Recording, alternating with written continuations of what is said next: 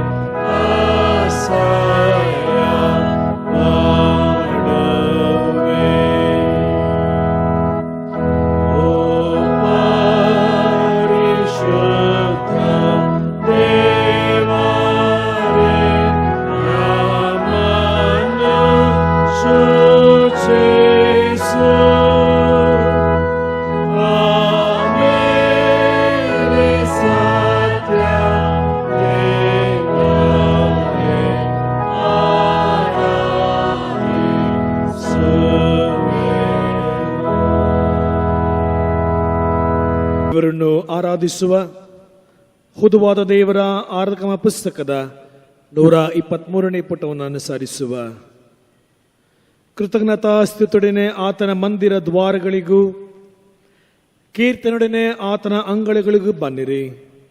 ಆತನ ಉಪಕಾರ ಸ್ಮರಿಸಿರಿ, ಆತನ ನಾಮವನ್ನು ಕೊಂಡಾಡಿರಿ. ಕರ್ತನು ಒಳ್ಳೆಯವನು, ಆತನ ಕೃಪೆಯು ಯುಗ ಯುಗಕ್ಕೂ ಆತನ ಸತ್ಯತೆಯು ತಲಾಂತರಕ್ಕೂ ಇರುವವು. ಬನ್ನಿರಿ, ನಮ್ಮ ನಿರ್ಮಾಣಕನಾದ ಕರ್ತನಿಗೆ ಸಾಷ್ಟಾಂಗವರೆಗೆ ಆರಾಧಿಸೋಣ. ಆತನು ನಮ್ಮ ದೇವರು, ನಾವು ಆತನ ಪಾಲಿಸಿದ ಪ್ರಜೆಯು, ಆತನ ಕೈ ಕೆಳಗಿರುವ ಹಿಂಡು ಆಗಿದ್ದೇವೆ. ಕರ್ತನ ಪರ್ವತವನ್ನು ಹತ್ತತಕ್ಕವನು ಯಾರು? ಆತನ ಪವಿತ್ರ ಸ್ಥಾನದಲ್ಲಿ ನಿಲ್ಲುವುದಕ್ಕೆ ಎಂಥವನು ಯೋಗ್ಯನು? ಯಾವ ನಾಗಿಗಳನ್ನು ಮನಸ್ಸಾಡದೆ, ಮೋಸ ಪ್ರಮಾಣ ಮಾಡದೆ, ಶುದ್ಧ ಹಸ್ತವನ್ನು ನಮ್ಮನ್ನು ಮನಸ್ಸುಡನಾಗಿದ್ದವನು ಅವನೇ. ಕರ್ತನಾದ ನಮ್ಮ ದೇವರು ಕರುಣಿಸುವವನು ಕ್ಷಮಿಸುವವನೂ ಆಗಿದ್ದಾನೆ. ನಾವು ಆತನಿಗೆ ತಿರುಗಿ ಬಿದ್ದೆವಲ್ಲ. ಕರ್ತನಾದ ನಮ್ಮ ದೇವರ ಮಾತನ್ನು ಕೇಳಲಿಲ್ಲ, ನಮಗೆ ಗೊತ್ತು ಮಾಡಿದ ಧರ್ಮ ಮಾರ್ಗದಲ್ಲಿ ನಡೆಯಲಿಲ್ಲ. ಇದರ ಮನಸ್ಸೇ ದೇವರಿಗೆ ಇಷ್ಟ ಆಗಿಲ್ಲ. ದೇವರೇ ಪಶ್ಚಾತ್ತಾಪದ ಜೀವದ ಮನಸ್ಸನ್ನು ನೀವು ತಿರಸ್ಕರಿಸುವುದಿಲ್ಲ. ಏಸು ಇಂತೆಂದನು, ಎಲೆ ಕಷ್ಟಪಡುವವರೇ, ಹೊರೆ ಹೊತ್ತವರೇ, ನೀವೆಲ್ಲ ನನ್ನ ಬಳಿಗೆ ಬನ್ನಿರಿ, ನಾನು ನಿಮಗೆ ವಿಶ್ರಾಂತಿ ಕೊಡುವೆನು. ನಾನಿದ್ದು ತಂದೆ ಬಳಿಗೆ ಹೋಗಿ ಆತನಿಗೆ, ಅಪ್ಪ, ಬರೋಕ್ಕೆ ವಿರೋಧವಾಗಿಯೂ ನಿನ್ನ ಮುಂದೆ ಪಾಪ ಮಾಡಿದ್ದೇನೆ ಎಂದು ಹೇಳುವನು. ಕರ್ತನೇ, ನನ್ನ ಶರಣನೇ, ನನ್ನ ವಿಮೋಚಕನೇ, ನನ್ನ ಮಾತುಗಳು, ನನ್ನ ಹೃದಯ ಧ್ಯಾನವು ನನಗೆ ಸಮರ್ಪಕವಾಗಲಿ. ಪ್ರಾರ್ಥನೆ ಮಾಡೋಣ. ಸರ್ವಶಕ್ತನಾದ ದೇವರೇ, ನಮ್ಮ ಕರ್ತನಾದ ಯೇಸು ಕ್ರಿಸ್ತನ ಮುಖಾಂತರ ನಮ್ಮ ಆರಾಧನೆಯನ್ನು, ಕೃತಜ್ಞತಾ ಸ್ತುತಿಯನ್ನು ನಿನಗೆ ಸಮರ್ಪಿಸಲು ನಿನ್ನ ಪಾದಸನ್ನಿಧಿಗೆ ಬಂದಿರುತ್ತೇವೆ. ನಾವು ನಮ್ಮ ಪಾಪಗಳನ್ನು ಯಥಾರ್ಥವಾಗಿ ಅರಿಕೆ ಮಾಡುವಂತೆಯೂ, ನಮಗಾಗಿ ಮಾತ್ರವಲ್ಲದೆ ಬೇರೆಯವರಿಗಾಗಿ ಪ್ರಾರ್ಥಿಸುವಂತೆಯೂ ಸಹಾಯ ಮಾಡು.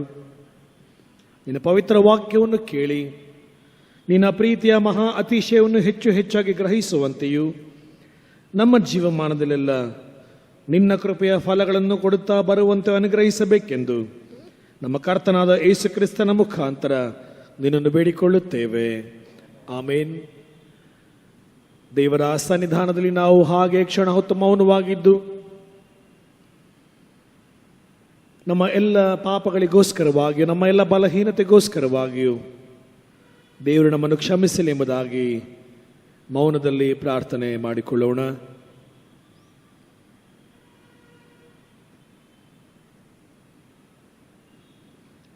ನಮ್ಮಲ್ಲಿ ಪಾಪವಿಲ್ಲವೆಂದು ನಾವು ಹೇಳಿದರೆ ನಮ್ಮನ್ನು ನಾವೇ ಮೋಸಪಡಿಸಿಕೊಳ್ಳುತ್ತೇವೆ ಮತ್ತು ಸತ್ಯವೆಂಬುದು ನಮ್ಮಲ್ಲಿ ಇಲ್ಲ. ನಮ್ಮ ಪಾಪಗಳನ್ನು ಒಪ್ಪಿಕೊಂಡು ಅರಿಕೆ ಮಾಡಿದರೆ ಆತನು ನಂಬಿಗಸ್ತನೂ ನೀತಿವಂತನೂ ಆಗಿರುವುದರಿಂದ ನಮ್ಮ ಪಾಪಗಳನ್ನು ಕ್ಷಮಿಸಿಬಿಟ್ಟು ಸಕಲ ಅನೀತಿಯನ್ನು ಪರಿಹರಿಸಿ ನಮ್ಮನ್ನು ಶುದ್ಧಿ ಮಾಡುವನು. ಪಾಪ ಹೇಗೆ ಹೋದೀತು, ಏಸು ಪರಿಹರಿಸಬಲ್ಲ. ಶುದ್ಧಿ ಹೇಗೆ ಸಿಕ್ಕೀತು, ಏಸು ಶುದ್ಧ ಮಾಡಬಲ್ಲ. ಈ ಸಂಗೀತದ ಒಂದು ಚರಣವನ್ನು ಪ್ರಾರ್ಥನಾ ಪೂರ್ವಕವಾಗಿ ಹಾಡಿಕೊಳ್ಳೋಣ.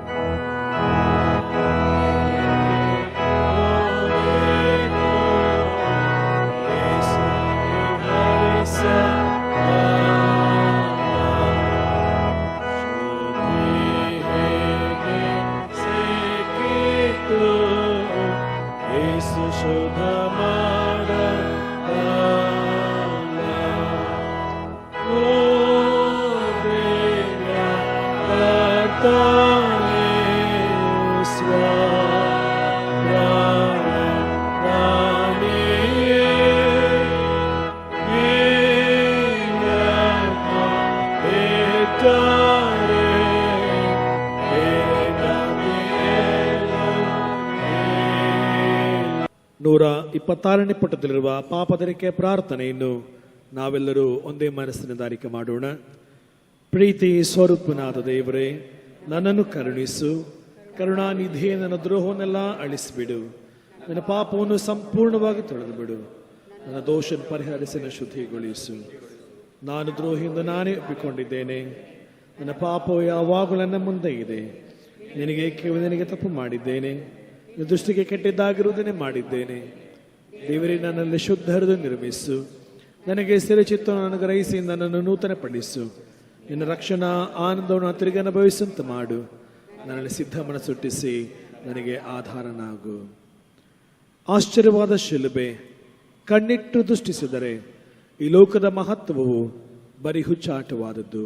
ಈ ಸಂಗೀತದ ಒಂದು ಚರಣವನ್ನು ನಾವು ಪ್ರಾರ್ಥನಾ ಪೂರ್ವಕವಾಗಿ ಹಾಡಿಕೊಳ್ಳುವ.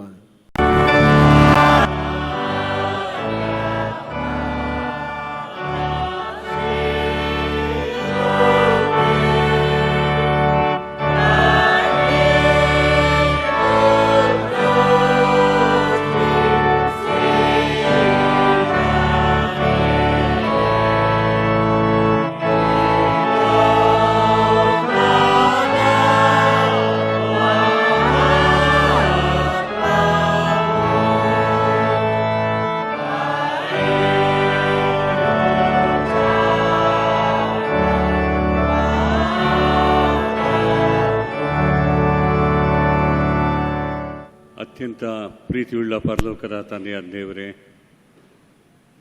ನಿನ್ನ ಪ್ರೀತಿಯು ಶಾಶ್ವತವಾದಂಥ ಪ್ರೀತಿ ಸ್ವಾಮಿ. ನಿನ್ನ ಅನನ್ಯ ಪ್ರೀತಿಯನ್ನು ಯಾವಾಗಲೂ ಸ್ಮರಿಸಿ ನಾವು ನಿನ್ನನ್ನೇ ಕೊಂಡಾಡುತ್ತೇವೆ ಸ್ವಾಮಿ. ನೀನು ನಮ್ಮ ಮೇಲಿಟ್ಟಿರುವಂಥ ಪ್ರೀತಿಯು ಎಂದಿಗೂ ಬಿದ್ದು ಹೋಗುವುದಿಲ್ಲ. ನಿನ್ನ ಪ್ರೀತಿಯಿಂದಲೇ ನಮ್ಮನ್ನು ಕರುಣಿಸಿದ್ದಿ, ಕಟಾಕ್ಷಿಸಿದ್ದಿ. ನಾವು ನಡೆಯಬೇಕಾದಂಥ ಮಾರ್ಗವನ್ನು ತೋರಿಸಿ ನಮ್ಮನ್ನು ಪ್ರೀತಿಯ ದಾರಿಯಲ್ಲೇ ನಡೆಸುತ್ತಾ ಇದ್ದೀವಿ. ಅದಕ್ಕಾಗಿ ಸ್ತೋತ್ರ ಸಲ್ಲಿಸ್ತೇವೆ. ತಂದೆಯಾದ ದೇವರೇ, ನೀನು ನಮ್ಮೆಲ್ಲರನ್ನ ನಿನ್ನ ಶಿಷ್ಯರನ್ನಾಗುವುದಕ್ಕೋಸ್ಕರವಾಗಿ ಕರೆದಿದ್ದಿ. ಅದೇ ವೇಳೆ ನನ್ನ ವಾಕ್ಯಗಳನ್ನು ಕೈಗೊಂಡು ನಡೆಯಿರಿ ಎಂಬುದಾಗಿ ಬೋಧಿಸಿದಿ ಸ್ವಾಮಿ. ಅದಕ್ಕಾಗಿ ಸ್ತೋತ್ರ. ತಂದೆಯಾದ ದೇವರೇ, ನಿನ್ನ ವಾಕ್ಯ ನಮ್ಮ ಕಾಲಿಗೆ ಬೆಳಕಾಗಿರಲಿ, ನಮ್ಮ ದಾರಿಗೆ ಅದು ಬೆಳಕಾಗಿದ್ದು ಈ ಲೋಕದಲ್ಲಿ ಮುನ್ನಡೆಸಲಿ ಎಂಬುದಾಗಿ ಪ್ರಾರ್ಥಿಸಿ ನಮ್ಮ ಹೃದಯವನ್ನು ಶುದ್ಧೀಕರಿಸಿ ಸ್ವಾಮಿ.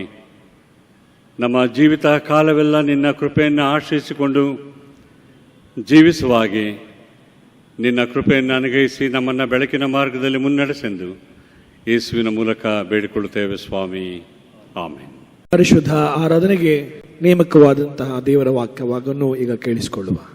ಪರಿಶುದ್ಧ ಆರಾಧನೆಗಾಗಿ ನೇಮಕವಾದ ವೇದ ಭಾಗವು ಹಳೆಯ ಒಡಂಬಡಿಕೆಯಲ್ಲಿ ಅರಸುಗಳ ಗ್ರಂಥ 2ನೇ ಭಾಗ ಅಧ್ಯಾಯ 2 1ನೇ ವಚನದಿಂದ 10ನೇ ವಚನದವರೆಗೆ. ಅರಸುಗಳ ಗ್ರಂಥ 2ನೇ ಭಾಗ ಅಧ್ಯಾಯ 2 1ನೇ ವಚನದಿಂದ 10ನೇ ವಚನದವರೆಗೆ ದೇವರ ವಾಕ್ಯವನ್ನು ಕೇಳೋಣ. ಎಲಿಯನು ಸ್ವರ್ಗಾರೋಹಣವಾದದ್ದು ಅವನ ಉತ್ತರಾಧಿಕಾರಿಯಾದ ಎಲೀಷನ ಮೊದಲನೆಯ ಮಹತ್ಕಾರ್ಯಗಳು. ಯೆಹೋವನು ಎಲಿಯನನ್ನು ಸುಳಿಗಾಳಿಯ ಮುಖಾಂತರವಾಗಿ ಪರಲೋಕಕ್ಕೆ ಸೇರಿರುವ ಸಮಯ ಬಂದಾಗ ಎಲಿಯನು ಎಲೀಷನೊಡನೆ ಗಿಲ್ಗಾಲನ್ನು ಬಿಟ್ಟು ಹೊರಟನು. ಆಗ ಎಲಿಯನು ಎಲೀಷನಿಗೆ, ದಯವಿಟ್ಟು ನೀನು ಇಲ್ಲೇ ಇರು, ಯೆಹೋವನು ನನಗೆ ಬೇತೇಲಿಗೆ ಹೋಗಬೇಕೆಂದು ಆಜ್ಞಾಪಿಸಿದ್ದಾನೆ ಅನ್ನಲು ಎಲೀಷನು, ಯೆಹೋವನಾಣೆ, ನಿನ್ನ ಜೀವದಾಣೆ, ನಾನು ನಿನ್ನನ್ನು ಬಿಟ್ಟು ಹೋಗುವುದಿಲ್ಲ ಎಂದು ಉತ್ತರ ಕೊಟ್ಟನು.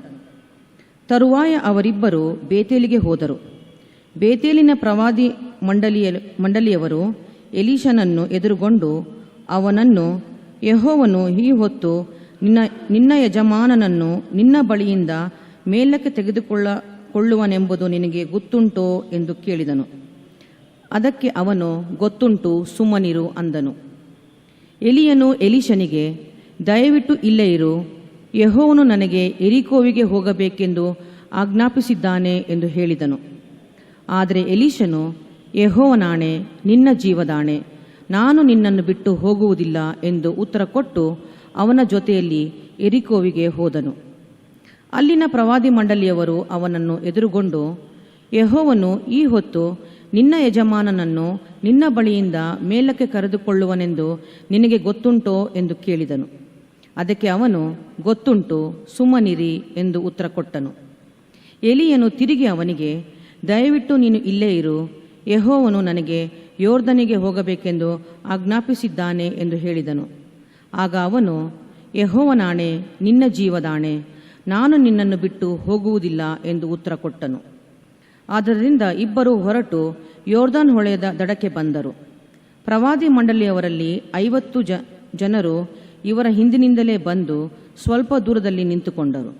ಅನಂತರ ಎಲಿಯನು ತನ್ನ ಕಂಬಳಿಯನ್ನು ಮಡಚಿ ಅದರಿಂದ ನೀರನ್ನು ಹೊಡೆಯಲು ನೀರು 2 ಭಾಗವಾಯಿತು. ಇಬ್ಬರು ಒಣ ನೆಲದ ಮೇಲೆ ದಾಟಿ ಹೋದರು.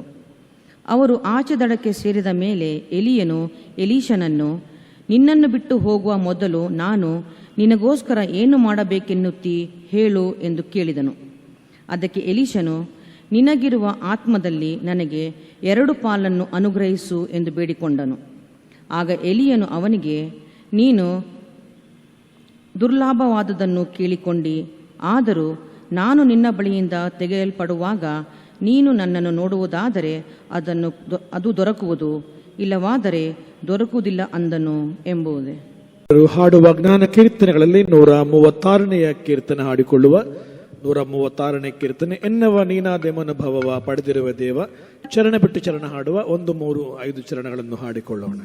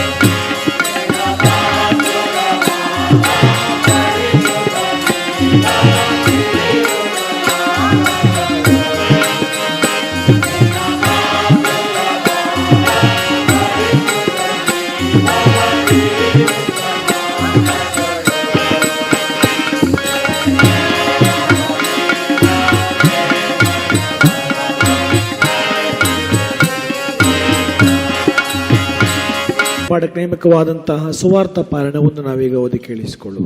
ಪಾಠಕ್ಕೆ ನೇಮಕವಾದಂತಹ ಸುವಾರ್ಥ ಪಾರಣವನ್ನು ನಾವೀಗ ಓದಿ ಕೇಳಿಸಿಕೊಳ್ಳುವ. ಈ ಸಬ್ಬತ ದಿನದ ವಾಕ್ಯ ಧ್ಯಾನಕ್ಕಾಗಿ ನೇಮಕವಾದಂತಹ ಸತ್ಯವೇದ ಭಾಗವು ಸುವಾರ್ತೆ ಭಾಗವು ಯೋಹಾನ ಬರೆದ ಸುವಾರ್ತೆ 3ನೇ ಅಧ್ಯಾಯ 22ರಿಂದ 30 ವಚನಗಳು. ಯೋಹಾನ ಬರೆದ ಸುವಾರ್ತೆ 3ನೇ ಅಧ್ಯಾಯ 22ನೇ ವಚನದಿಂದ 30ನೇ ವಚನ ತನಕ ದೇವರ ವಾಕ್ಯವನ್ನು ಕೇಳುವ. ಸ್ನಾನಿಕನಾದ ಯೋಹಾನನು ಯೇಸುವಿನ ವಿಷಯವಾಗಿ ತಿರುಗಿ ಸಾಕ್ಷಿ ಹೇಳಿದ್ದು. ಆಮೇಲೆ ಯೇಸು ತನ್ನ ಶಿಷ್ಯರೊಡನೆ ಯೂದಯ ದೇಶಕ್ಕೆ ಬಂದು ಅಲ್ಲಿ ಅವರು ಕೂಡ ಇದ್ದು ದೀಕ್ಷಾಸ್ನಾನ ಮಾಡಿಸಿದ್ದನು. ಯೋಹಾನನು ಸಲಿಮೂರಿನ ಹತ್ತಿರವಿರುವ ಐನೋನ್ ಎಂಬ ಸ್ಥಳದಲ್ಲಿದ್ದು ದೀಕ್ಷಾಸ್ನಾನ ಮಾಡಿಸುತ್ತಿದ್ದನು. ಅಲ್ಲಿ ಬಹಳ ನೀರಿತ್ತು, ಜನರು ಬಂದು ಸ್ನಾನ ಮಾಡಿಸಿಕೊಳ್ಳುತ್ತಾ ಇದ್ದರು. ಆ ಕಾಲದಲ್ಲಿ ಯೋಹಾನನು ಇನ್ನೂ ಸೆರೆಯಲ್ಲಿ ಹಾಕಲ್ಪಟ್ಟಿರಲಿಲ್ಲ. ಹೀಗಿರಲಾಗಿ ಯೋಹಾನನ ಶಿಷ್ಯರಲ್ಲಿ ಕೆಲವರು ಒಬ್ಬ ಯೆಹೂದ್ಯನಿಗೂ ಶುದ್ಧಾಚಾರವನ್ನು ಕುರಿತು ವಿಚಾರಣೆ ನಡೆಯಿತು. ಆಗ ಅವರು ಯೋಹಾನನ ಬಳಿಗೆ ಬಂದು ಅವನಿಗೆ, ಗುರುವೇ, ಯೋರ್ದಾನ್ ಹೊಳೆಯ ಆಚೆ ನಿನ್ನ ಬಳಿಯಲ್ಲಿದ್ದ ಒಬ್ಬನ ವಿಷಯದಲ್ಲಿ ನೀನು ಸಾಕ್ಷಿ ಕೊಟ್ಟಿಯಲ್ಲ, ಅವನು ಸ್ನಾನ ಮಾಡಿಸುತ್ತಿದ್ದಾನೆ, ಅವನ ಬಳಿಗೆ ಎಲ್ಲರೂ ಹೋಗುತ್ತಿದ್ದಾರೆ ಎಂದು ಹೇಳಲು, ಯೋಹಾನನು ಪರಲೋಕದಿಂದ ಅನುಗ್ರಹವಾದವನ್ನೇ ಹೊರತು ಮನುಷ್ಯನು ಹೆಚ್ಚೇನು ಹೊಂದಲಾರನು. ನಾನು ಕ್ರಿಸ್ತನಲ್ಲ, ಆತನ ಮುಂದೆ ಕಳಿಸಲ್ಪಟ್ಟವನಾಗಿದ್ದೇನೆ ಎಂದು ನಾನು ಹೇಳಿದ್ದಕ್ಕೆ ನೀವೇ ಸಾಕ್ಷಿ. ಮೊದಲಗಿತಿಯುಳ್ಳವನು ಮೊದಲಿಂಗನು. ಆದರೂ ಮೊದಲಿಂಗನ ಗೆಳೆಯನ ಅವನ ಹತ್ತಿರ ನಿಂತುಕೊಂಡು ಅವನ ಮಾತುಗಳನ್ನು ಕೇಳಿ ಮೊದಲಿಂಗನ ಧ್ವನಿಯನ್ನು ಬಹು ಸಂತೋಷ ಪಡುತ್ತಾನಲ್ಲವೇ? ಇದರಂತೆ ನನಗಿರುವ ಸಂತೋಷ ಇದು ನೆರವೇರಿತು.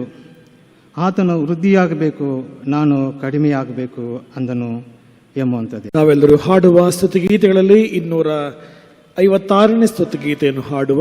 ಸರ್ವಕೃಪಾನಿಧಿಯುಳ್ಳ ಕರ್ತನೆ, ಸಕಲ ಚರಾಚರ ಹರ್ಷಿಸು.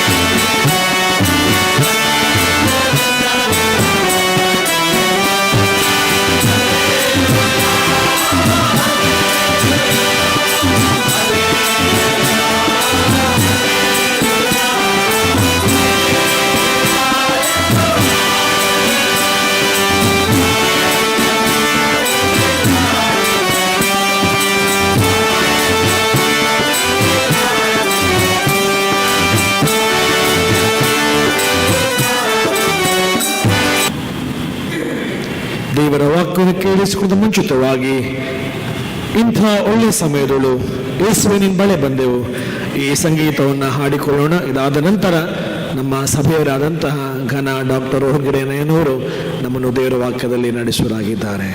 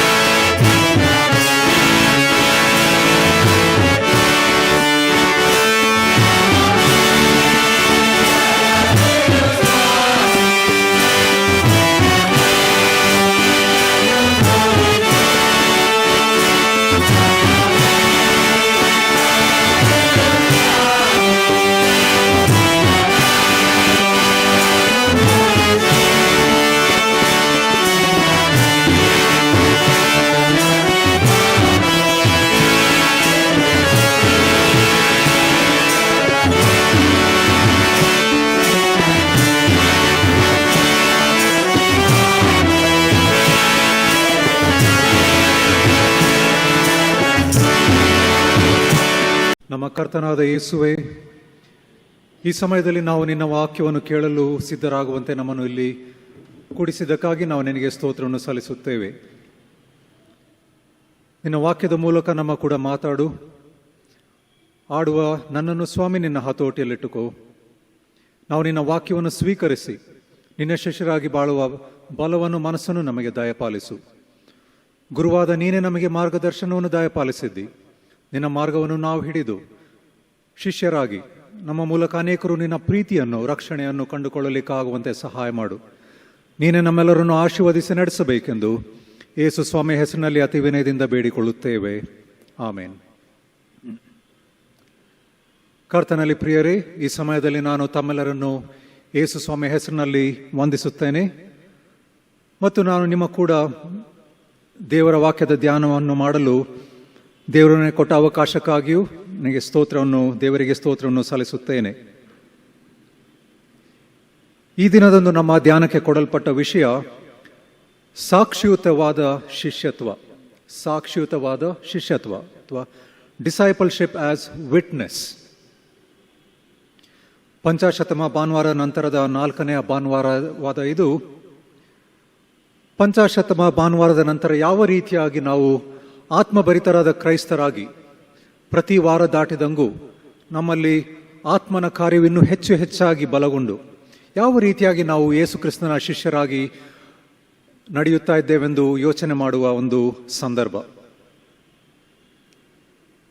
ಶಿಷ್ಯತ್ವ ಎಂಬ ಪದಕ್ಕೆ ಅನೇಕ ಅರ್ಥಗಳಿದೆ. ಹಿಂಬಾಲಕ ಅಂತ ನಾವು ಹೇಳ್ಬೋದು, ಫಾಲೋವರ್ಸ್, ಅಥವಾ a disciple could be a learner, ಶ್ರದ್ಧೆಯಿಂದ ಕಲಿಯುವ ಒಬ್ಬ ವಿದ್ಯಾರ್ಥಿ ಆಗಿರ್ಬೋದು. ಗ್ರೀಕ್ ಮೂಲ ಭಾಷೆ ಪ್ರಕಾರ ಒಬ್ಬ ವಿದ್ಯಾರ್ಥಿ, ಶಿಷ್ಯನೆಂಬವನು ಒಬ್ಬ ವಿದ್ಯಾರ್ಥಿ. ಆದರೆ ಇಲ್ಲಿ ನಮಗೆ ಕೊಡಲ್ಪಟ್ಟ ವಿಷಯ ಬರೀ ಶಿಷ್ಯತ್ವದ ವಿಷಯ ಮಾತ್ರವಲ್ಲ, ಸಾಕ್ಷಿಯುತವಾದ ಶಿಷ್ಯತ್ವದ ಒಂದು ವಿಷಯ. ಅದರ ಅರ್ಥವೇನೆಂದರೆ, ನಾವು ಬರೀ ಶಿಷ್ಯರಾಗಿರದೆ ನಮ್ಮ ಶಿಷ್ಯತ್ವವನ್ನು ಇನ್ನೂ ಉನ್ನತ ಮಟ್ಟಕ್ಕೆ ಏರಿಸಿ ಅದಕ್ಕೆ ತಕ್ಕಂಥ ಅರ್ಹತೆಯನ್ನು ಹೊಂದಿ ಇದರ ಮೂಲಕ ನಾವು ದೇವರಿಗೆ ಮಹಿಮೆ ಪಡಿಸುವಂಥ ಶಿಷ್ಯರಾಗುವ ಒಂದು ಸಂದರ್ಭ. ನಾವು ಸಾಮಾನ್ಯವಾಗಿ ಯೇಸು ಸ್ವಾಮಿಯ ಬಗ್ಗೆ ಸಾಕ್ಷಿಗಳು ಹೇಳಬೇಕಾದ್ರೆ ನಾವು ಬಾಯಿ ಮಾತುಗಳ ಮೂಲಕ ನಾವು ಸಾಕ್ಷಿ ಹೇಳ್ತೇವೆ. ಅನೇಕ ಸಮಯ ದಾನ ಧರ್ಮಗಳ ಮೂಲಕ ನಾವು ದೇವರಿಗೆ ಸಾಕ್ಷಿಗಳನ್ನು ನಾವು ಕೊಡ್ತೇವೆ. ಆದರೆ ಇಲ್ಲಿ ನಾವು ವಿಟ್ನೆಸ್ ಅಥವಾ ಸಾಕ್ಷಿಯುತವಾದ ಜೀವನ ಅಂತ ಹೇಳಬೇಕಾದ್ರೆ ಗ್ರೀಕ್ ಭಾಷೆಯ ಮೂಲ ಮಾತಿನ ಪ್ರಕಾರ ಹತಸಾಕ್ಷಿಗಳಾಗಿರಬೇಕು ಅಂತ ನಾವು ನೋಡ್ತೇವೆ. ಆಂಗ್ಲ ಭಾಷೆಯಲ್ಲಿ ನಾವು ಮಾರ್ಟರ್ಸ್ ಅಂತ ಹೇಳ್ತೇವೆ. ಅಂದರೆ ನಿಸ್ವಾರ್ಥತೆಯಿಂದ ನಮ್ಮ ಜೀವನವನ್ನೇ ತ್ಯಾಗ ಮಾಡಿ ಅದರ ಮೂಲಕ ಸಾಕ್ಷಿ ಕೊಡುವಂಥ ಒಂದು ವಿಷಯ, ಅದು ಸಾಕ್ಷಿಯುತವಾದ ಜೀವನ ಅಥವಾ ಹತಸಾಕ್ಷಿ. ಆಂಗ್ಲ ಭಾಷೆಯಲ್ಲಿ ನಾವು ವಿಟ್ನೆಸ್ ಅಂತ ಹೇಳ್ತೇವೆ. ಹಾಗಾಗಿ ನಾವು ಸಾಕ್ಷಿ ಕೊಡಬೇಕಾದ್ರೆ ಬರೀ ಬಾಯಿ ಮಾತುಗಳ ಮೂಲಕ ಮಾತ್ರವಲ್ಲ, ದಾನ ಧರ್ಮಗಳ ಮೂಲಕ ಮಾತ್ರವಲ್ಲ, ನಮ್ಮ ಜೀವನವನ್ನೇ ಮುಡಿಪಾಗಿಟ್ಟು ತ್ಯಾಗ ಮಾಡುವವರೆಗೂ ನಾವು ಸಾಕ್ಷಿ ಕೊಡುವ ಮಕ್ಕಳಾಗಿರಬೇಕು. ಹಾಗಾಗಿ ಹೊಸ ಒಡಂಬಡಿಕೆಯಲ್ಲಿ ಮತ್ತು ಆದಿಕ್ರೈಸ್ತ ಸಭೆಗಳಲ್ಲಿ ಯೇಸು ಸ್ವಾಮಿಯ ಹೆಸರಿನಲ್ಲಿ ನಾವು ಪ್ರಾಣವನ್ನು ತ್ಯಾಗ ಮಾಡುವವರೆಗೂ ನಾವು ಶಿಷ್ಯರಲ್ಲ. ನಮ್ಮ ಪ್ರಾಣವನ್ನು ತ್ಯಾಗ ಮಾಡಿದರೆ ಮಾತ್ರ ನಾವು ಶಿಷ್ಯರು ಮತ್ತು ಸಾಕ್ಷಿ ಕೊಡುವ ಶಿಷ್ಯರು. ಹಾಗಾಗಿ ಶಿಷ್ಯತ್ವಕ್ಕೆ ಬಹಳ ಆಳವಾದ ಅರ್ಥ ಇಲ್ಲಿರುವುದನ್ನು ನಾವು ನೋಡ್ತೇವೆ. ಯೇಸು ಸ್ವಾಮಿ ಗುರುವಾದರೂ ತನ್ನ ಜೀವನದಲ್ಲಿ ಶಿಷ್ಯತ್ವದ ಎಲ್ಲ ಗುಣಲಕ್ಷಣಗಳನ್ನು ತೋರಿಸಿದನು. ಯೇಸು ಸ್ವಾಮಿ ಹೇಳ್ಬೋದಿತ್ತು, ನಾನು ಗುರು, ನೀವೆಲ್ಲ ಶಿಷ್ಯರು, ನಾನು ಹೇಳ್ದಂಗೆ ನೀವು ಕೇಳ್ರಿ ಅಂತ ಹೇಳ್ಬೋದಿತ್ತು. ಆದರೆ ಯೇಸು ಸ್ವಾಮಿ ಆ ಗುರುವಿನ ಸ್ಥಾನವನ್ನು ಬಿಟ್ಟು ಒಬ್ಬ ಸೇವಕನಾಗಿ ತನ್ನ ಪ್ರಾಣವನ್ನೇ ಕೊಟ್ಟು ಸಾಕ್ಷಿಯ ರಕ್ಷಕನಾಗಿದ್ದನ್ನು ನಾವು ನೋಡ್ತೇವೆ. ಯೇಸು ಸ್ವಾಮಿಯ ಕಾಲದಲ್ಲಿ ಶಿಷ್ಯರು ಯೇಸು ಸ್ವಾಮಿಯನ್ನು ಬಿಟ್ಟು ಓಡಿ ಹೋಗುವುದನ್ನು ನಾವು ನೋಡ್ತೇವೆ. ಯೇಸು ಸ್ವಾಮಿಯ ಮರಣದ ಸಮಯದಲ್ಲಿ ಪೇತ್ರನು ಉಳಿದ ಎಲ್ಲ ಶಿಷ್ಯರು ಓಡಿ ಹೋದರು. ಆದರೆ ಇತಿಹಾಸ ಹೇಳುವಂತೆ ಮುಂದಿನ ವರ್ಷಗಳಲ್ಲಿ, ಮುಂದಿನ ದಶಕಗಳಲ್ಲಿ ಪೌಲನು ಯೇಸು ಸ್ವಾಮಿಯ ನಿಮಿತ್ತ ಕೊಲ್ಲಲ್ಪಟ್ಟನು. ಪೇತ್ರನು ಕ್ರೂಜೆಯ ಮೇಲೆ ತನ್ನ ಪ್ರಾಣವನ್ನೇ ಕೊಟ್ಟನು. ಯಾವ ರೀತಿಯಾಗಿ? ಯೇಸು ಸ್ವಾಮಿ ಕ್ರೂಜೆ ಮೇಲೆ ಇರಬೇಕಾದ್ರೆ ತಲೆ ಮೇಲಿತ್ತು, ಅದು ಕಾಲು ಕೆಳಗಿತ್ತು, ನಾವು ನಿಂತ್ಕೊಳ್ಳುವ ಒಂದು ಪಾಸ್ಚರ್. ಆದರೆ ಪೇತ್ರ ಹೇಳ್ತಾನೆ, ನಾನು ಯೇಸು ಸ್ವಾಮಿಯ ರೀತಿಯಲ್ಲಿ ಶಿಲುಬೆಯ ಮರಣವನ್ನು ತಾಳುವಷ್ಟು ನಾನು ಯೋಗ್ಯನಲ್ಲ, ನನಗೆ ತಲೆ ಕೆಳಗೆ ಮಾಡಿ ಕಾಲ್ ಮೇಲೆ ಮಾಡಿ ನನಗೆ ಕ್ರೂಜೆಯ ಹಾಕ್ರಿ ಅಂತ ಹೇಳಿ ಆ ರೀತಿಯಾದ ಒಂದು ಹತಸಾಕ್ಷಿ ಆಗುವುದನ್ನು ಪೇತ್ರನು ಆಗುವುದನ್ನು ನಾವು ನೋಡ್ತೇವೆ. ಶಿಷ್ಯನಾದ ತೋಮನು ಭಾರತಕ್ಕೆ ಬಂದು ಇಲ್ಲಿ ಸೇವೆ ಮಾಡಬೇಕಾದ್ರೆ ಈಟಿಯಿಂದ ತಿವಿಯಲ್ಪಟ್ಟು ಆತನು ಪ್ರಾಣ ಕೊಟ್ಟಿದ್ದನ್ನು ನಾವು ನೋಡ್ತೇವೆ. ಫಿಲಿಪ್ಪನು ಆಫ್ರಿಕಾ ದೇಶಕ್ಕೆ ಹೋಗಿ ಅಲ್ಲಿ ಯೇಸು ಸ್ವಾಮಿಯ ಸೇವೆ ಮಾಡಬೇಕಾದ್ರೆ ಅಲ್ಲಿ ಆತನು ಕ್ರೂರವಾದ ಮರಣವನ್ನು ಹೊಂದಿದನು. ಹಾಗಾಗಿ ಯೇಸು ಸ್ವಾಮಿಯಂತೆಯ ಶಿಷ್ಯರೆಲ್ಲರೂ ಸಹ ಪ್ರಾಣವನ್ನು ಕೊಡುವುದರ ಮೂಲಕ, ನಿಸ್ವಾರ್ಥತೆಯಿಂದ ಸೇವೆ ಮಾಡುವುದರ ಮೂಲಕ ಅವರೆಲ್ಲರೂ ಶಿಷ್ಯರಾದರು. ಹಾಗಾಗಿ ಶಿಷ್ಯತ್ವಕ್ಕೆ ಒಂದು ಆಳವಾದ ಅರ್ಥವಿರುವುದನ್ನು ನಾವು ನೋಡ್ತೇವೆ. ಈಗಿನ ಸಂದರ್ಭದಲ್ಲಿ ಅನೇಕ ಪ್ರಸಂಗಿಗಳು ತಮ್ಮ ಸುತ್ತಲೂ ಬಾಡಿಗಾರ್ಡ್ಗಳನ್ನು ಇಟ್ಕೊಂಡಿರ್ತಾರೆ. ಸ್ಟೇಜ್ ಮೇಲೆ ಹೋಗ್ಬೇಕಾದ್ರೆ ಈ ಕಡೆ ಒಂದು 5 ಜನ ಬಾಡಿಗಾರ್ಡ್, ಈ ಕಡೆ ಒಂದು 4 ಜನ ಬಾಡಿಗಾರ್ಡ್. ಅವ್ರ ಕಾರಲ್ಲಿ ಹೋಗ್ಬೇಕಾದ್ರೆ ಹಿಂದ್ಗಡೆ 2 ಕಾರು, ಮುಂದ್ಗಡೆ 2 ಕಾರು. ಯೇಸು ಸ್ವಾಮಿಯ ಬೋಧನೆಯ ಪ್ರಕಾರ, ಸತ್ಯವೇದದ ಪ್ರಕಾರ ಅವರಿಗೆ ನಾವು ಬೋಧಕರಂತ ಕರೀಲಿಕ್ಕೆ ಆಗಲ್ಲ. ಅದರಲ್ಲೂ ಯೇಸು ಸ್ವಾಮಿ ಶಿಷ್ಯರಂತ ಕರೀಲಿಕ್ಕೆ ಆಗದೇ ಇಲ್ಲ. ಯಾಕಂದ್ರೆ ಅಲ್ಲಿ ನಿಸ್ವಾರ್ಥತೆ ಇಲ್ಲ, ಅಲ್ಲಿ ಸ್ವಾರ್ಥತೆ ಇದೆ. ಜೀವನವನ್ನು ಉಳಿಸಿಕೊಳ್ಳುವ ಸ್ವಾರ್ಥತೆ ಇದೆ. ಹಾಗಾಗಿ ಅನೇಕರು ತಮ್ಮನ್ನು ಸೇವಕರೆಂದು ಕರೆದುಕೊಂಡರು, ಪ್ರಸಂಗಿಗಳು ಅಂತ ಕರೆದುಕೊಂಡರು, ಅವರನ್ನು ನಾವು ಶಿಷ್ಯರಂತ ಕರೀಲಿಕ್ಕೆ ಸಾಧ್ಯವೇ ಇಲ್ಲ. ಶಿಷ್ಯತ್ವದ ಬಗ್ಗೆ ಒಂದು ಬಹಳ ಸುಂದರವಾದ ಒಂದು ಮಾತು ಈ ರೀತಿಯಾಗಿದೆ, ಒಂದು ಯೋಚನೆ ಈ ರೀತಿಯಾಗಿದೆ. ಒಬ್ಬ ವಿದ್ಯಾರ್ಥಿ ತನ್ನ ಶಿಕ್ಷಕನಿಗೆ ತಿಳಿದಿರುವುದನ್ನು ತಾನು ಕಲಿಯುತ್ತಾನೆ. ಒಬ್ಬ ವಿದ್ಯಾರ್ಥಿ ತನ್ನ ಶಿಕ್ಷಕನಿಗೆ ತಿಳಿದಿರುವುದನ್ನು ತಾನು ಕಲಿಯುತ್ತಾನೆ. ಆದರೆ ಒಬ್ಬ ಶಿಷ್ಯ ತನ್ನ ಗುರು ಏನಾಗಿದ್ದಾನೋ ಅದರಂತೆ ಆಗಲು ಪ್ರಯತ್ನ ಪಡ್ತಾನೆ. ಒಬ್ಬ ಶಿಷ್ಯ ತನ್ನ ಗುರು ಏನಾಗಿದ್ದಾನೋ ಅದರಂತೆ ಆಗಲು ಪ್ರಯತ್ನ ಪಡ್ತಾನೆ. A student learns what his teacher knows, but a disciple becomes what his master is. ಅನೇಕ ಸಾರಿ ನಾವು ಶಿಷ್ಯತ್ವ ಅಂದ ತಕ್ಷಣ, ನಾವು ಭಕ್ತಿಯಿಂದ ಆರಾಧನೆಗೆ ಬಂದ ತಕ್ಷಣ ನಾವು ಶಿಷ್ಯರಾಗ್ತೀವಿ ಅಂತ ಅನೇಕ ಸಾರಿ ನಾವು ಅಂದ್ಕೊಳ್ತೇವೆ. ಅದರಲ್ಲೂ ನಾವು ಭಕ್ತಿ ಜಾಸ್ತಿ ಆದಂಗೂ, ಅತಿ ಭಕ್ತಿ ಆದಂಗೂ ನಾವು ಇನ್ನೂ ಹೆಚ್ಚಾಗಿ ನಾವು ಶಿಷ್ಯರಾಗ್ತೀವಿ ಅಂತ ಸಾಮಾನ್ಯವಾಗಿ ಯೋಚನೆ ಮಾಡ್ತೇವೆ. ಶಿಷ್ಯತ್ವಕ್ಕೂ ಅಂಧ ಭಕ್ತಿಗೂ ದೊಡ್ಡ ವ್ಯತ್ಯಾಸ ಇದೆ. ಶಿಷ್ಯತ್ವ ಸಾಮಾನ್ಯವಾಗಿ ಯೇಸು ಸ್ವಾಮಿ ನಮಗೆ ಮಾಡಿದ ಬೋಧನೆಗಳನ್ನು ನಾವು ವಿಶ್ಲೇಷಿಸಿ ಅದನ್ನು ನಾವು ಜೀವನ ಶೈಲಿಯಾಗಿ ಪರಿವರ್ತಿಸಿಕೊಳ್ಳುವ ಒಂದು ಯೋಚನೆ. ಆದರೆ ಅಂಧ ಭಕ್ತರು ಏನು ಮಾಡ್ತಾರೆ? ಏನನ್ನು ಯೋಚಿಸದೆ, ನಮ್ಮ ಗುರುಗಳು ಹೇಳ್ಬಿಟ್ಟಿದ್ದಾನೆ ನಾವು ಮಾಡಬೇಕು. ಗುರುಗಳು ತಪ್ಪು ಹೇಳಿದ್ರು ಅವರಿಗೆ ಅದು ತಪ್ಪು ಅನ್ನುವ ಅರಿವು ಇರಲ್ಲ. ಹಾಗಾಗಿ ಶಿಷ್ಯತ್ವಕ್ಕೂ ಒಂದು ಅಂಧ ಭಕ್ತಿಗೂ ದೊಡ್ಡ ವ್ಯತ್ಯಾಸ ಇರುವುದನ್ನು ನಾವು ನೋಡ್ತೇವೆ. ಈ ದಿನಕ್ಕೆ ಓದಿಕೊಂಡ ವೇದ ಭಾಗದ ಮೂಲಕ ತಮ್ಮ ಮುಂದೆ 2 ವಿಷಯಗಳನ್ನು, ಶಿಷ್ಯತ್ವದ 2 ಗುಣಲಕ್ಷಣಗಳನ್ನು ನಾನು ನಿಮ್ಮ ಮುಂದೆ ಧ್ಯಾನ ಮಾಡಲು ಇಷ್ಟಪಡ್ತೇನೆ. ಯೇಸುವಿನ ಶಿಷ್ಯರಾಗಲು ಬೇಕಾದಂಥ ಮೊದಲನೆಯ ಗುಣಲಕ್ಷಣ ಈಗಾಗಲೇ ನಾವು ಓದಿಕೊಂಡ 2ನೇ ಅರಸುಗಳು 2ನೇ ಅಧ್ಯಾಯ 1ನೇ ವಚನದಿಂದ 15ನೇ ವಚನದಲ್ಲಿರುವ ಆ ಘಟನೆಯಲ್ಲಿ ನಾವು ನೋಡುವುದನ್ನು ನಾವು ನೋಡ್ತೇವೆ. ನಾವು ಯೇಸು ಸ್ವಾಮಿ ಶಿಷ್ಯರಾಗಬೇಕೆಂದು ನಾವು ಹೇಳಬೇಕಾದ್ರೆ ಉನ್ನತವಾದ ಗುಣಮಟ್ಟವನ್ನು ಸಾಧಿಸುವ ಛಲವನ್ನು ನಾವು ಹೊಂದಿರಬೇಕು. ನಮ್ಮ ಆತ್ಮಿಕ ಜೀವನದಲ್ಲಿ ಉನ್ನತವಾದ ಗುಣಮಟ್ಟವನ್ನು ಸಾಧಿಸುವ ಒಂದು ಛಲವಿರಬೇಕು ಎಂದು ನಾವು ವೇದ ಭಾಗದ ಮೂಲಕ ನಾವು ನೋಡ್ತೇವೆ. ಈ ವೇದ ಭಾಗದಲ್ಲಿ ಎಲಿಯನಿದ್ದಾನೆ.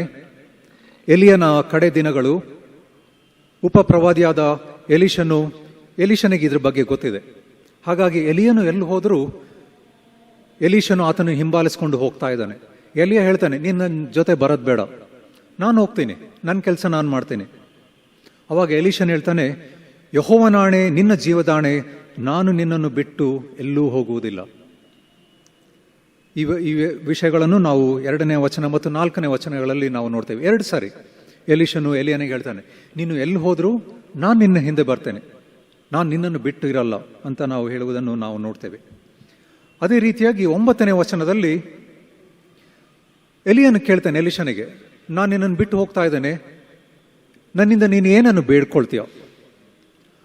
ಆವಾಗ ಎಲೀಷನ್ ಹೇಳ್ತಾನೆ, ನಿನಗೆ ದೇವರು ಶಕ್ತಿ ಕೊಟ್ಟಿದ್ನಲ್ಲ, ಒಂದು ವರ ಕೊಟ್ಟಿದ್ನಲ್ಲ, 2ರಷ್ಟು ವರವನ್ನು ನನಗೆ ಕೊಡು ಅಂತ ಕೇಳ್ಕೊಳ್ತಾನೆ. ಎಲೀಷನ್ ಇದ್ರ ಬಗ್ಗೆ ಯೋಚನೆ ಮಾಡಿರ್ಲಿಕ್ಕಿಲ್ಲ. ಸೇವೆ ಮಾಡುವುದು ಅಷ್ಟು ಸುಲಭವಲ್ಲ, ಅದರಲ್ಲೂ ಎಲಿಯನಿಗೆ ಕೊಟ್ಟ ವರಕ್ಕಿಂತ 2ರಷ್ಟು ವರ ಕೇಳ್ಕೊಳ್ತಾ ಇದ್ದಾನೆ. ಅನೇಕ ಸಾರಿ ನಾವು ಇದ್ರ ಬಗ್ಗೆ ಎಲೀಷನ ಬಗ್ಗೆ ನಾವು ಸಾಮಾನ್ಯವಾಗಿ ಟೀಕೆ ಮಾಡ್ತೇವೆ.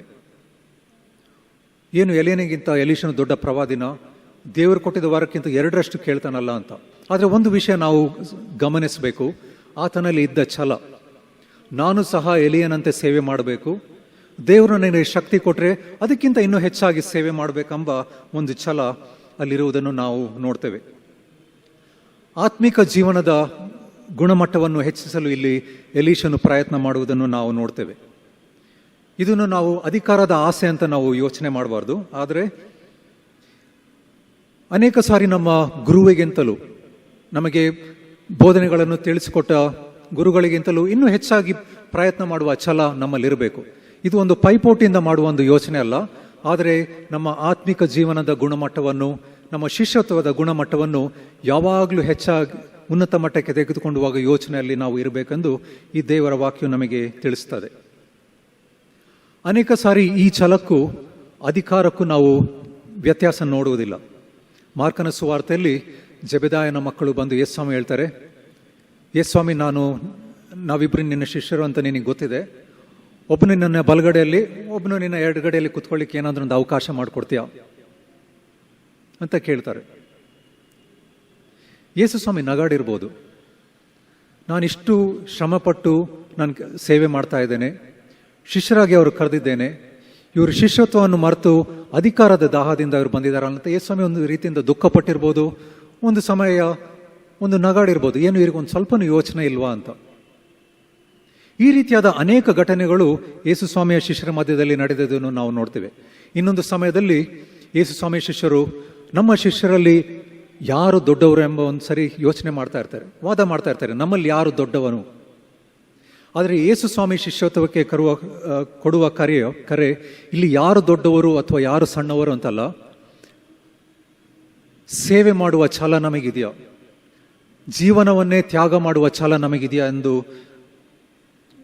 ತೋರಿಸಲು ನಮಗೆ ಕರೆಯುವುದನ್ನು ನಾವು ನೋಡ್ತೇವೆ. ಹಾಗಾಗಿ ಇಲ್ಲಿ ಈ ವೇದ ಭಾಗದಲ್ಲಿ ಎಲೀಷನು ಎಲಿಯನಿಗೆ ಕೊಟ್ಟಂತ ವರಕ್ಕಿಂತ 2ರಷ್ಟು ವರ ಕೇಳಿಕೊಂಡಾಗ ಆತನಲ್ಲಿ ಇದ್ದಂಥ ಒಂದು ಛಲವನ್ನು ನಾವು ಯಾವಾಗಲೂ ಪ್ರಶಂಸಿಸಬೇಕು. ಈ ರೀತಿಯಾದ ಛಲ ನಮ್ಮಲ್ಲಿಯೂ ಸಹ ಇರಬೇಕು. ನಾವು ಈ ವಾರದಲ್ಲಿ ಮಾಡಿದಂಥ ಒಳ್ಳೆಯ ಕಾರ್ಯಗಳಿಗಿಂತ ಮುಂದಿನ ವಾರಗಳಲ್ಲಿ ಹೆಚ್ಚಾದ ಒಳ್ಳೆಯ ಕಾರ್ಯ ಮಾಡಬೇಕು. ನಮ್ಮ ಆತ್ಮಿಕ ಜೀವನದ ಗುಣಮಟ್ಟವನ್ನು ನಾವು ಯಾವಾಗಲೂ ಉನ್ನತ ಮಟ್ಟಕ್ಕೆ ಏರಿಸಬೇಕು. ಪ್ರಾಣ ಕೊಡುವ ಒಂದು ಸಂದರ್ಭ ಬಂದರೂ ಪ್ರಾಣ ಕೊಡುವ ಮಟ್ಟಿಗಿರಬೇಕು. ಆ ರೀತಿಯಾದ ಒಂದು ಆತ್ಮನ ಬಲ ನಮಗಿದ್ದರೆ, ಆ ಛಲವಿದ್ದರೆ ನಾವು ಯೇಸು ಸ್ವಾಮಿಯ ಶಿಷ್ಯರೆಂದು ನಾವು ಕರೆಸಿಕೊಳ್ಳಬಹುದು. ಯೇಸುವಿನ ಶಿಷ್ಯರಾಗಲು ಇರಬೇಕಂತ 2ನೇ ಗುಣಲಕ್ಷಣ ಈಗಾಗಲೇ ಓದಿಕೊಂಡ ಸುವಾರ್ಥ ವೇದ ಭಾಗದಲ್ಲಿ ನಾವು ನೋಡ್ತೇವೆ. ಯೋಹಾನನ ಸುವಾರ್ತೆ 3ನೇ ಅಧ್ಯಾಯ 15ನೇ 22ನೇ ವಚನದಿಂದ ಮುಂದುವರೆದಂಥ ವಚನಗಳಲ್ಲಿ ನಾವು ಯೇಸು ಸ್ವಾಮಿ ಶಿಷ್ಯರಾಗಬೇಕೆಂದು ನಾವು ಹೇಳ್ಕೊಳ್ಬೇಕಾದ್ರೆ ನಾವು ಇತರರನ್ನು ನಮಗಿಂತ ಶ್ರೇಷ್ಠರೆಂದು ಪರಿಗಣಿಸಬೇಕು. ನಾವು ಇತರರನ್ನು ನಮಗಿಂತ ಶ್ರೇಷ್ಠರೆಂದು ಪರಿಗಣಿಸಬೇಕು.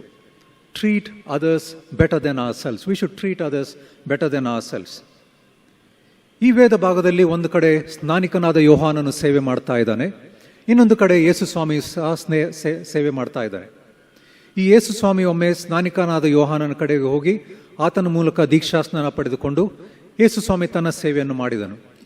ಹಾಗಾಗಿ ಇಲ್ಲಿ ಇಬ್ಬರು ಒಂದೇ ಪ್ರದೇಶದಲ್ಲಿ ಸೇವೆ ಮಾಡುವುದನ್ನು ನಾವು ನೋಡ್ತೇವೆ. ಇವರ ಮಧ್ಯೆ ಯಾವ ಒಂದು ಭೇದ ಭಾವ ಇರಲಿಲ್ಲ ಅಥವಾ ಭಿನ್ನಾಭಿಪ್ರಾಯ ಇರಲಿಲ್ಲ. ಆದರೆ ಇವರ ಶಿಷ್ಯರ ಮಧ್ಯದಲ್ಲಿ ಏನೋ ಭಿನ್ನಾಭಿಪ್ರಾಯವಿತ್ತು.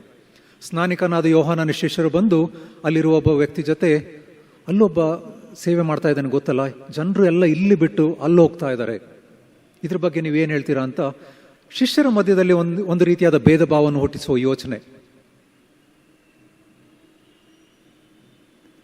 ಇದೇ ರೀತಿಯಾಗಿ ಶಿಷ್ಯರಾದ ನಾವು ಸಹ ನಮ್ಮ ಮಧ್ಯದಲ್ಲಿ ಅನೇಕ ಭೇದ ಭಾವಗಳನ್ನು ಹುಟ್ಟಿಸುವ ಯೋಚನೆಯಲ್ಲಿ ನಾವು ಯಾವಾಗಲೂ ಇರ್ತೇವೆ.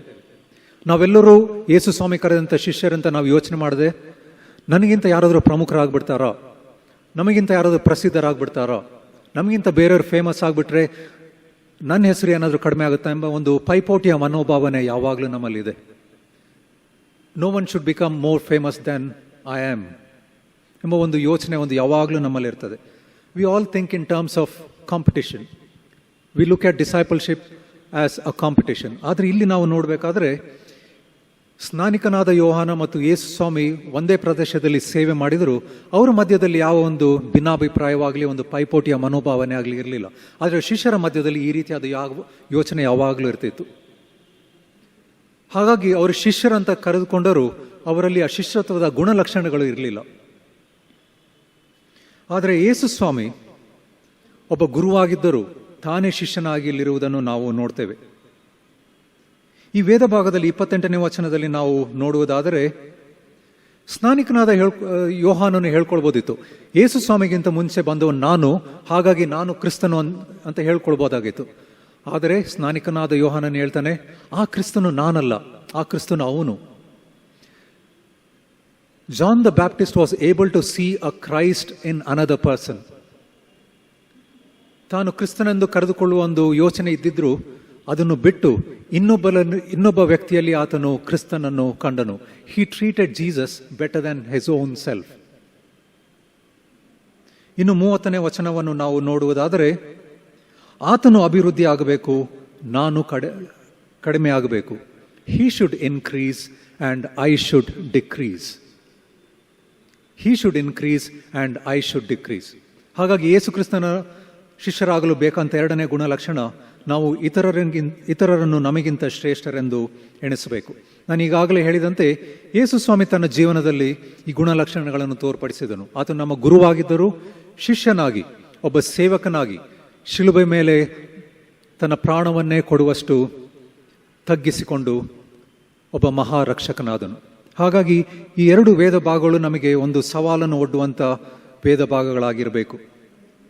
ಯೇಸುವಿನ ಶಿಷ್ಯರಾಗಲು ನಾವು ಮಾಡಬೇಕಂತ ಮೊದಲನೇ ವಿಷಯ, ನಾವು ಉನ್ನತವಾದ ಗುಣಮಟ್ಟವನ್ನು ಸಾಧಿಸುವ ಛಲ ನಮ್ಮಲ್ಲಿ ಇರಬೇಕು. ಎರಡನೆಯ ವಿಷಯ, ಇತರರನ್ನು ನಮಗಿಂತ ಶ್ರೇಷ್ಠರೆಂದು ಎಣಿಸುವ ಈ ವಿಷಯ. ಈ ಎರಡು ವಿಷಯಗಳನ್ನು ನಾವು ಯಾವಾಗಲೂ ನಮ್ಮ ಮನಸ್ಸಲ್ಲಿಟ್ಟುಕೊಂಡು ಇದರ ಬಗ್ಗೆ ನಾವು ಯೋಚನೆ ಮಾಡೋಣ. ಈ ರೀತಿಯಾಗಿ ನಾವು ಯಾವಾಗಲೂ ಯೋಚನೆ ಮಾಡುವಂತೆ ದೇವರು ನಮಗೆ ಶಕ್ತಿಯನ್ನು, ತ್ರಾಣವನ್ನು, ಬಲವನ್ನು ದಯಪಾಲಿಸಲಿ. ಆಮೇನ್. ವಾಕ್ಯಕ್ಕನುಗುಣವಾಗಿ ನಾವೆಲ್ಲರೂ ಎದ್ದು ನಿಂತು ನಮ್ಮ ನಂಬಿಕೆಯನ್ನು ಅರಿಕೆ ಮಾಡುವ ಹಾಗೆ 128ನೇ ಪುಟದಲ್ಲಿರುವ ಅಪೊಸ್ತಲರ ವಿಶ್ವಾಸ ಸೂತ್ರವನ್ನು ಎದ್ದು ನಿಂತು ಒಟ್ಟಾಗಿ ಅರಿಕೆ ಮಾಡುವ. ಪರಲೋಕ ಭೂಲೋಕವನ್ನು ಸೃಷ್ಟಿಸಿದ ಸರ್ವಶಕ್ತನಾಗಿರುವ ತಂದೆಯ ದೇವರು ನಂಬುತ್ತೇನೆ.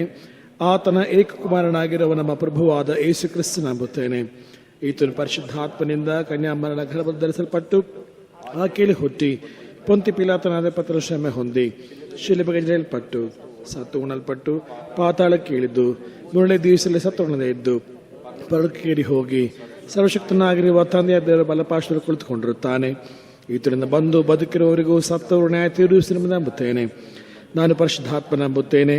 ಒಂದೇ ಪರಿಷ್ಠ ಕ್ರೈಸ್ತ ಸಭೆಯು, ಭಕ್ತರ ಅನ್ಯತೆಯು, ಪಾಪದ ಪರಿಹಾರವು, ದೇಹದ ಪುನರುತ್ಥಾನವು, ನಿತ್ಯ ಜೀವ ಉಂಟೆಂಬುದನ್ನು ನಂಬುತ್ತೇನೆ. ಆಮೇನ್.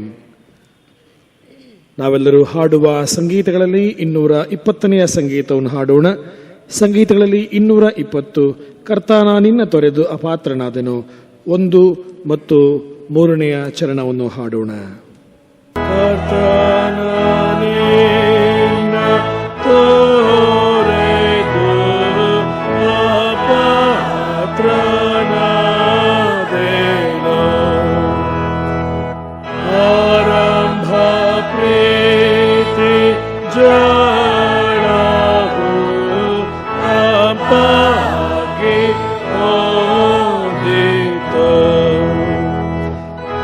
ಅದನ್ನು ಮತ್ತೆ ಪೂರೈಸಿ ಸಾಧಿಸು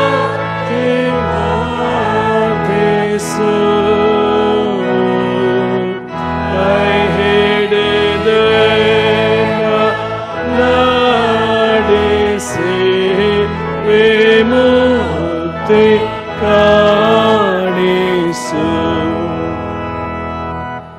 ಹಣ್ಣಿಲ್ಲದಂಥ ಮರವು ನಾನಾಗಲೊಲ್ಲೆನು ತಂಪುಳ್ಳ ಪ್ರಾಣ ಸ್ಥಿತಿಯು ನಂಗಿರಬಾರದು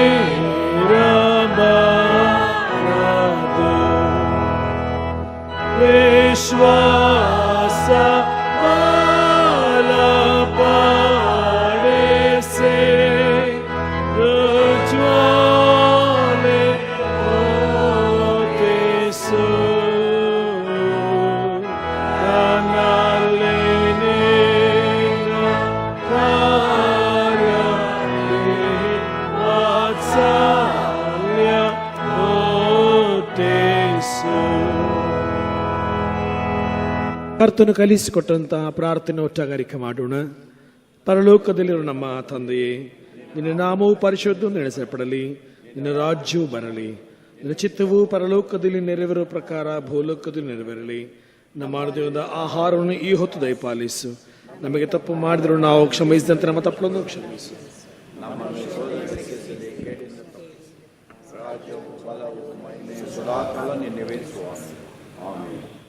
ವಿಶ್ವಾಸದಿಂದ ಕರ್ತನ ಆಶೀರ್ವಾದವನ್ನು ಕೊಳ್ಳೋಣ. ಸಮಾಧಾನದಿಂದ ಲೋಕದೊಳಕ್ಕೆ ಹೋಗೋಣ. ನಮ್ಮ ರಕ್ಷಕನು ನಮ್ಮ ಗುರು ಆದಂಥ ಯೇಸು ಸ್ವಾಮಿ ಮೆಚ್ಚುವ ರೀತಿಯಲ್ಲಿ ಆತನ ಶಿಷ್ಯರಾಗಿ ಜೀವಿಸಿ ಸಾಕ್ಷ್ಯ ಕೊಡೋಣ. ತಂದೆ, ಮಗ, ಪರಿಶುದ್ಧಾತ್ಮನಾಗಿರುವ ತ್ರೈೇಕ ದೇವರ ಆಶೀರ್ವಾದ ನಮ್ಮೆಲ್ಲರ ಸಂಗಡ ನಿರಂತರವೂ ನೆಲೆಯಾಗಿರಲಿ ಸ್ವಾಮಿ.